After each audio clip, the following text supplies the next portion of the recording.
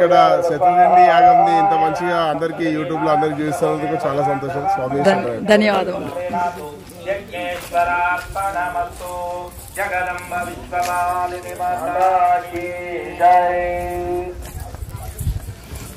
వరి పేలాలు పక్కన పెట్టండి. మీ దగ్గర నువ్వులు ఇచ్చారు, ఎవరికి వారికి నువ్వులు తీసుకోండి.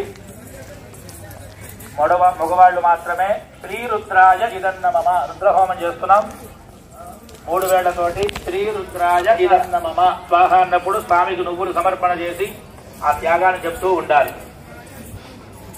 అస్య శ్రీరుద్రస్య ప్రస్కృత్య అఘోర ఋషి అనుష్టం ఛందః సంకర్షణమోద్య స్వరూపో యోధావాదిత్య పరమవరుజట్టయే స్వాహా శ్రీ విక్రమణసంతే రుచారుదే త్రయోధే స్వాహా హే ధర్మజిత్య మహాప్రతాపమభ్యస్వసే సురిగదేత్రిగ సత్వహారైః మోక్షార్థే పునః రత్న సమస్త దోషేన్ విద్యాసిత భగవతే పరమాహితే విస్వాహా సత్యాత్మికా పునరిశాంధ్యానముఖేదరమ్య పదవానుదాంతసాంనాం దేవిత్రయే భగవతే భవభావదాయ భక్తాదుర్వేదాం ప్రవాప్యతే విస్వాహా వేదాది దేవవిదితాకిల శాస్త్రదాన దుర్గాధర్గమవధాగరణోరగంగా శ్రీ కైటభారి సురేకముదాదివాస గౌరీ త్వమేవ శిశుమౌళి కృతప్రతిష్ఠా స్వాహా ఈశసహారవరం పరిపూర్ణ చంద్రబింబారుగాని గణగోత్సవ కాంతికాంతం అత్యద్భుతం ప్రజుమాత్తరశాంతాభద్రం విలోకనదాభయాశ్రీ స్వాహా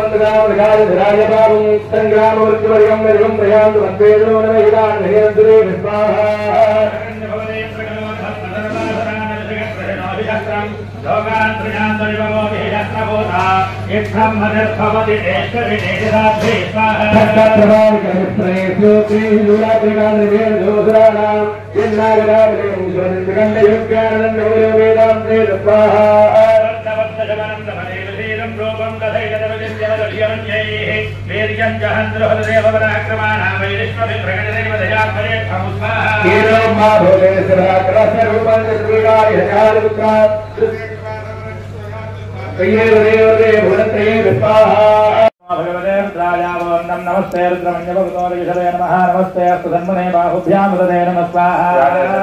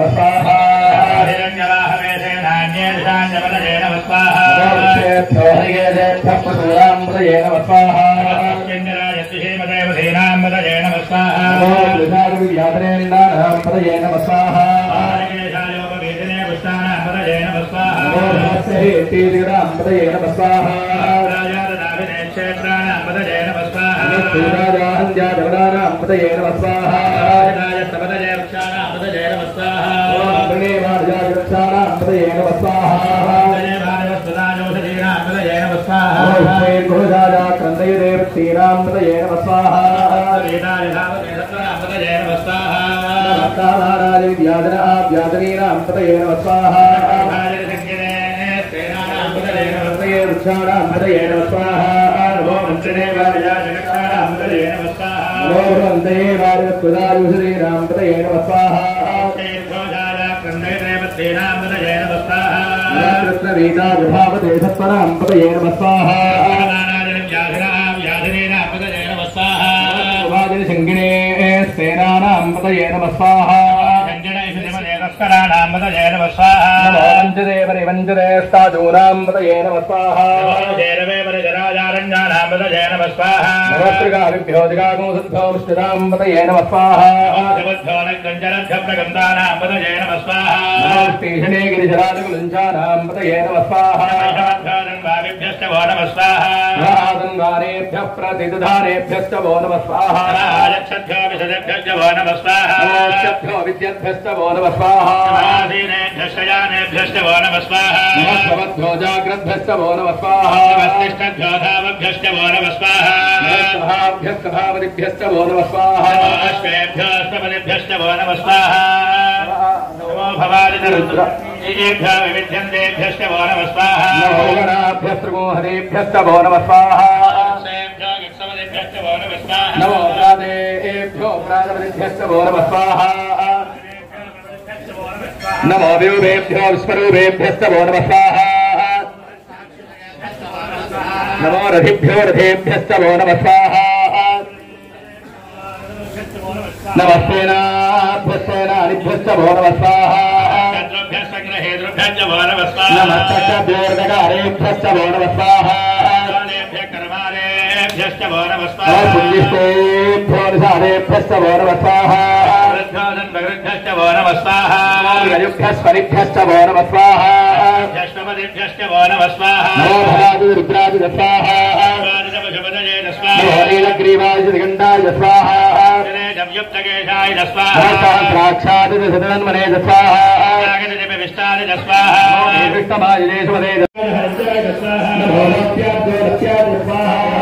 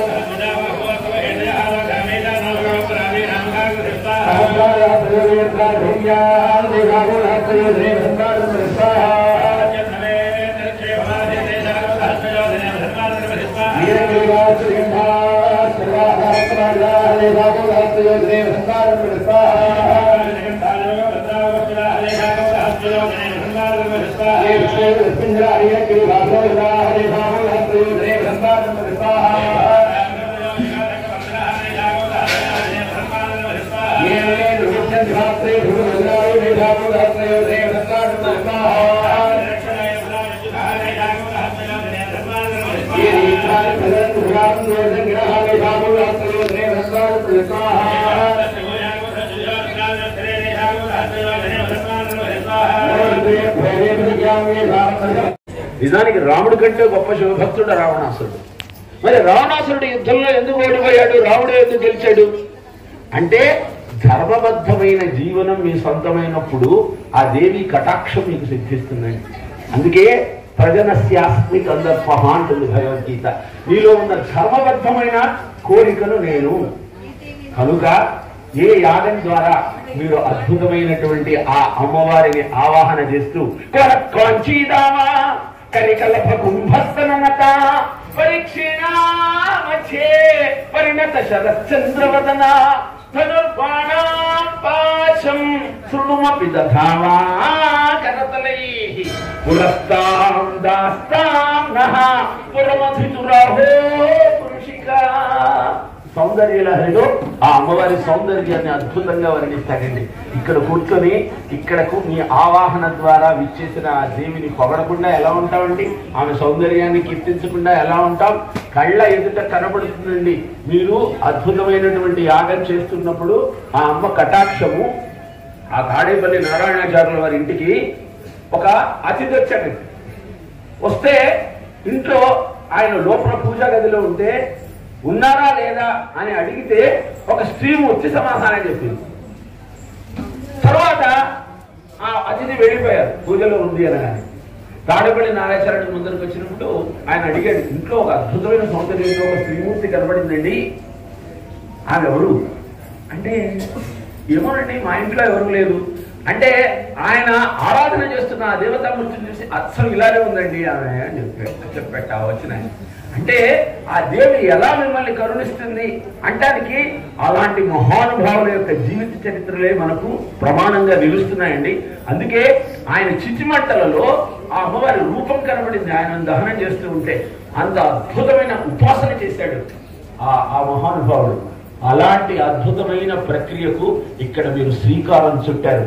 కనుక మీరు చేసినటువంటి అద్భుతమైనటువంటి ప్రక్రియ ఏదైతే ఉందో మీ జీవితాలను మార్చేటువంటి ఒక విధానము అని మీరు గుర్తించి ఆ తల్లిని గనక మీరు ఆరాధించగలిగితే, ఇదే పూనికను ఇదే పట్టుదలను మీరు ప్రతినిత్యము పాటించగలిగితే మీ కోరికలు తీరటం అన్నది చాలా స్వల్పమైన విషయం అండి.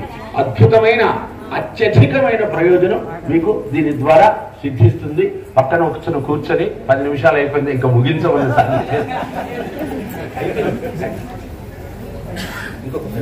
ఇక చాలా ధన్యవాదాలు మిమ్మల్ని. నిజంగా కూడా ఆ స్వతంత్ర స్వర్గసీమ నిర్మింపక తలరి రమ్ము రెమ్ము లెమ్ము లెమ్ము లెమ్ము లెమ్ము సోదర భీతి లేక మనిషి ఎచట శిరము నెత్తి నిలుచునో తనివి తీర జనులకెల్ల జ్ఞానసుధలు దొరుకునో ఆ స్వతంత్ర స్వర్గసీమ నిర్మింపక తలరి రమ్మని నేను అప్పుడప్పుడు పాడుతుంటా. నాకు ఇప్పుడు ఆ స్వర్గసీమ కనబడుతుందండి.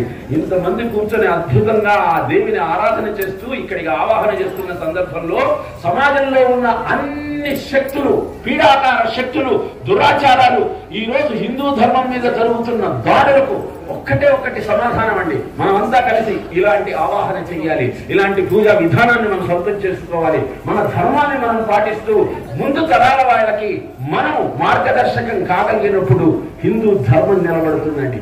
అందుకోసమే ఇలాంటి ప్రక్రియను ఇక్కడ తలపెట్టినటువంటి ఈ ప్రబద్ధకారినికి, దీనికి సహకారం అందించినటువంటి ప్రభుత్వ సంస్థలకు, దీన్ని స్పాన్సర్ చేసిన అనేక మంది వ్యక్తులకు సభాముఖంగా నా వంతు కర్తవ్యంగా చేతులెత్తి నమస్కరిస్తూ ఉన్నానండి. ఇలాంటి అద్భుతమైన ప్రక్రియలు ఎక్కడైతే జరుగుతాయో అక్కడ మీ పిల్లల గురించి మీరు ఆలోచించుకోవాల్సిన అవసరం ఉండదు. మీ పిల్లల యొక్క భవిష్యత్తు దానంతటా అదే ఈ ప్రక్రియ ద్వారా సంస్కరింపబడుతుంది. పునఃసత్యం పునఃసత్యం పునఃసత్యం పునఃసత్యం. దీనిలో ఎలాంటి సందేహం లేదండి. మీరు నమ్మకంతో చేయగలిగితే ఇది అద్భుతమైనటువంటి ప్రయోజనాన్ని మనకు అందిస్తుంది.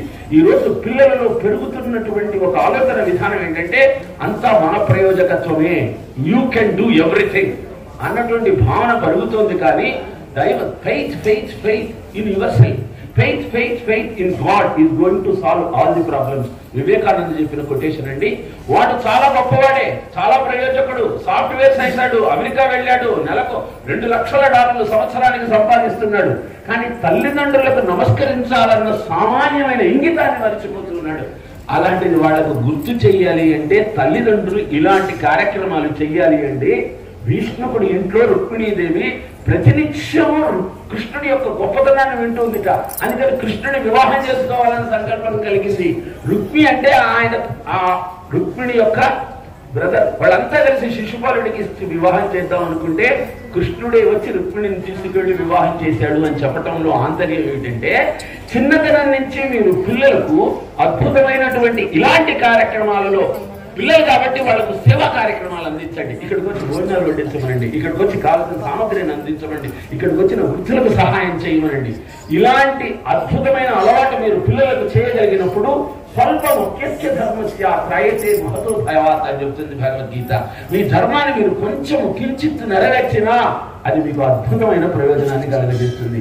అందుకే చండముండాసురులను ఆ తల్లి అంతరింపజేసి సంహరించి అద్భుతమైనటువంటి శక్తిని ప్రతిష్ఠించి దేవతలను కరుణించి వాళ్లకు మళ్ళీ స్వర్గం ఇప్పించింది. అంటే ఏమంటే మాకెవరూ శత్రువులు లేరు, మేమెందుకు చేయాలంటే ఈ యాగం అంటే ప్రతివాడికి 6 శత్రువులు ఉన్నారండి. ఎవరండి వాళ్ళు? కామ క్రోధలు ఇంద్రియములన్నీ క్షణములోన జయించిన వాడము, ఇంద్రియానీకము చిత్తమును గెలవలేరు, నిన్ను నిబద్ధు చేయు భీకర శత్రువులు 6 ప్రభిల్లు చేసిన ప్రాణికోటిలో విరోధులేడొకడు నేర్పునందుడు దానవేశ్వర. మీలో బేసిక్ గా కామక్రోధలో మోహమోహాలు ఎక్కడి నుంచి ప్రారంభమవుతుందో తెలుసండి? నిద్ర, తంద్ర, భయం, క్రోధం, ఆలస్యం, దీర్ఘసూత్రత. ఈ 6 శత్రువులను మీరు అంతరింప చేసుకోవాలి అంటే శక్తి అనుసంధానం మీకు కావాలి. అందుకే దసరాలో దశ పాపహర ఇది దసరా అంటాం. 10 పాపాలను అంతం చేసి అద్భుతమైన శక్తిని మీకు అందించేటువంటి ప్రక్రియ దసరా. అలాంటి అద్భుతమైన ప్రక్రియనే ఈ శతచండీ యాగం ద్వారా మీరు చేసి నా ఒకటే సంకల్పం. ఎప్పుడో ఇక్కడ సహస్రం కూడా తలపెట్టండి, ఆయుధం కూడా తలపెట్టండి, నియుతం కూడా తలపెట్టండి, రైతం కూడా తలపెట్టండి. సమాజం అంతా ఇలాంటి కార్యక్రమాలు ఎప్పుడు జరుగుతాయా అని వేచి చూస్తూ ఉంది. అలాంటి అద్భుతమైన కళను నిజం చేసిన ఈ ఆలయ ప్రబంధకారినికి మరొక్కసారి ధన్యవాదాలు చెబుతూ దానికి మీరంతా సహకారం అందిస్తారని నమ్ముతూ నా వంతు సహకారంగా నేను వచ్చి మళ్ళీ ఉపన్యాసం చెప్తానని చెప్తూ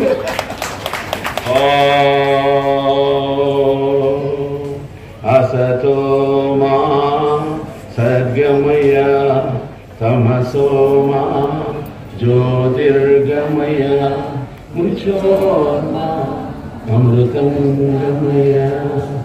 ఓం శాంతి శాంతి శాంతి.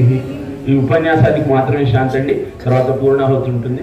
అసలు యజ్ఞ ప్రక్రియ అంటే ప్రాకృత శక్తి, పదార్థ శక్తి, దీక్షాశక్తి, తపశక్తి. ఇది ఒక్కటి చెప్పి ముగిస్తాను. మీరేం చేస్తున్నారో దీనివల్ల సైంటిఫిక్ గా చెప్పేసి ముగిస్తాను. ప్రాకృతిక శక్తి అంటే ముహూర్తం అండి. కార్తీక మాసంలో అద్భుతమైనటువంటి ముహూర్తాన్ని ఎంచుకున్నారు. పదార్థ శక్తి అంటే దాంట్లో మీరు వేసినటువంటి అగ్నిర్వైముఖాదేవాహ ఆజ్యం ఏదైతే వేశారో నవధాన్యాలు మొత్తం అన్నీ కూడా ఇప్పుడే చెప్పారు. అక్కడ పుష్పాండంలో జరుగుతుందండి, గుమ్మడికాయ. సరే, దాని గురించి అలా పదార్థ శక్తి. తర్వాత దీక్షాశక్తి.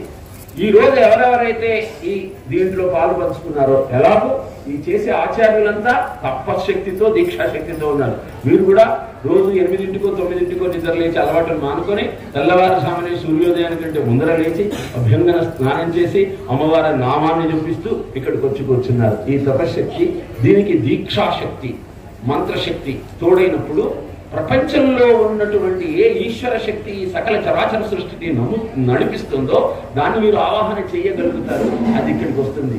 ఇలా దేవతా శక్తిని ఆవాహన చేయగలిగినటువంటి విజ్ఞానం కేవలం భారతీయ జీవన విధానంలో, ఋషిపీఠమైన భారతదేశంలో ఋషులకు మాత్రమే తెలుసండి. ఇంకే ధర్మంలోనూ ఇది లేదు. వాళ్ళది కేవలం విశ్వాసం మాత్రమే. ఇంకెవళ్ళని నేను విమర్శించడం నా ఉద్దేశం కాదు.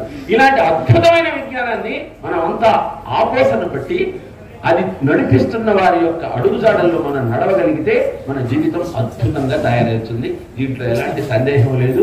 ఇవాళ అయిపోయింది, యాగం అవసరం లేదు అనుకోకండి. రేపటి నుంచి అందరూ గుడికి రండి. మామూలు రోజుల్లో గుడికి వస్తే 5గురు 6గురు తప్ప కనపడరు. కాబట్టి ప్రతినిత్యం కనీసం వారానికి 1సారో 2 సార్లు గుడికి వచ్చి అలవాటు చేయండి. దేవాలయం అంటేనే శక్తి కేంద్రము. It is the energy source. దాన్ని మనం అందుకోవచ్చు, జీవితాన్ని ఆనందంగా గడపచ్చు.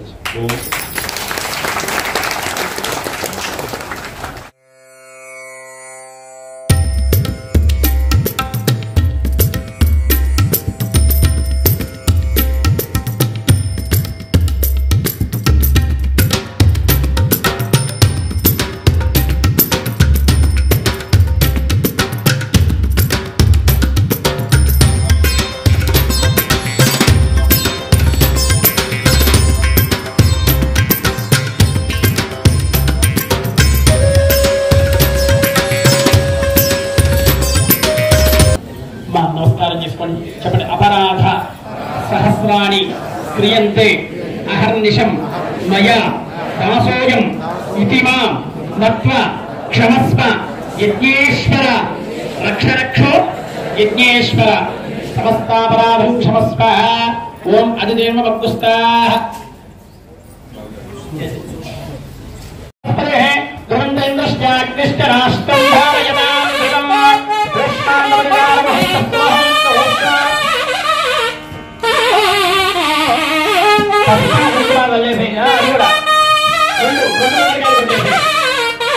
రెండు కూడా కొట్టేసి